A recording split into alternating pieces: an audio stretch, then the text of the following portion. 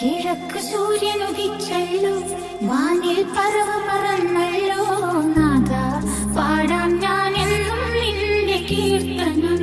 ഓ നീരാം വഴികാട്ടി നീ എൻ മുൻപിൽ വന്നിടൂ. പ്രിയപ്പെട്ടവരെ, ഇന്നേ ദിവസം ന്യൂ ഇയർ മെസ്സേജായിട്ട് നമ്മൾ കേൾക്കാൻ വേണ്ടി പോകുന്ന വചനം നിങ്ങൾ ഒരിക്കലും കേൾക്കാത്തൊരു വചനമാണ് കേട്ടോ. വളരെ സ്പെഷ്യലായിട്ടുള്ള വചനമാണ്. നിങ്ങൾ ഈ ശുശ്രൂഷ മുഴുവനായി പങ്കെടുക്കുക മാത്രമല്ല, പരിചയമുള്ള എല്ലാവരിലേക്കും നിങ്ങൾ ഷെയർ ചെയ്ത് കൊടുക്കുക, സ്റ്റാറ്റസ് ആക്കുക. അങ്ങനെ ഈ വചനം കേട്ട് അനേകം മക്കൾ പുതിയ വർഷത്തിൽ പുതിയ അഭിഷേകവും ശക്തി സ്വീകരിച്ച് അനുഗ്രഹിക്കപ്പെട്ട ഒരു ജീവിതം നയിക്കട്ടെ എന്ന് പ്രാർത്ഥിക്കുന്നു. ഇന്ന് കർത്താവ് തരുന്ന അത്ഭുത വചനം ഇതാണ്: അവിടെ നിന്റെ കൊമ്പ് കാട്ടുപോത്തിൻ്റെ കൊമ്പ് പോലെ ഉയർത്തി, അവിടെ നിന്റെ മേൽ പുതിയ തൈലം ഒഴിച്ചു. സങ്കീർത്തനങ്ങളുടെ പുസ്തകം 92-ാം അധ്യായം 10-ാം തിരുവചനം. നിങ്ങൾ ഈ വചനം കേട്ടിട്ടുണ്ടോ? ചിലപ്പോൾ വായിച്ചു പോയി കാണാം.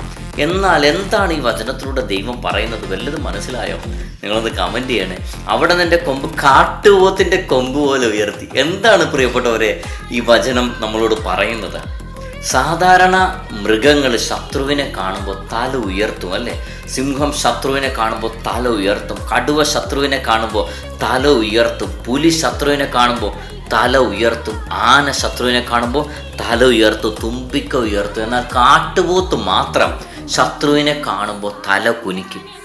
ഈ കഴിഞ്ഞ നാളുകളിൽ 2025 വർഷത്തിൽ നമ്മുടെ പലരുടെയും തല മനുഷ്യരുടെ മുൻപിൽ കുനിഞ്ഞിട്ടില്ലേ? ഉണ്ടോ? ഉണ്ടെങ്കിൽ ഒന്ന് കമൻറ്റ് ചെയ്യണേ.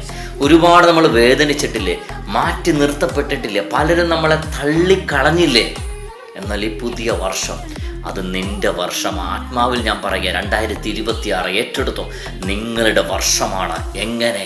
നീ എവിടെ തല കുനിച്ചോ അവിടെ അവിടെ അവിടെ തന്നെ ദൈവം നിന്റെ തല ഉയർത്തും, നിന്റെ ശിരസിനെ ഉയർത്തും. നിന്റെ ശത്രുവിൻ്റെ കണ്ണിൻ്റെ മുൻപിൽ ദൈവം നിന്റെ ശിരസിനെ ഉയർത്തി നിർത്തും. ഈ കാട്ടുപോത്ത് തല കുനിക്കുന്നത് കാണുമ്പോൾ മുമ്പിലുള്ള ശത്രുവായ മൃഗം ഓർക്കും, കാട്ടുപോത്തിന് പേടിയാണ്, അവൻ ഭീരുവാണ്, അവനൊന്നും ചെയ്യാൻ കഴിയില്ലെന്ന്. പ്രിയപ്പെട്ടവരെ, എന്നാൽ കാട്ടുപോത്ത് തല കുനിച്ച് ഇങ്ങനെ ഒരു നിൽപ്പുണ്ട്. തൻ്റെ തല കുനിച്ച് തല ഇളക്കിയൊരു വരവുണ്ട്. വന്നിട്ട് ആ തല പിന്നെ കാട്ടുപോത്ത് ഉയർത്തുന്നത് തൻ്റെ മുമ്പിലുള്ള ശത്രുവിനെ തൻ്റെ കൊമ്പിൽ കോർത്തുകൊണ്ടാണ് കാട്ടുപോത്ത് തൻ്റെ തല ഉയർത്തുന്നത്.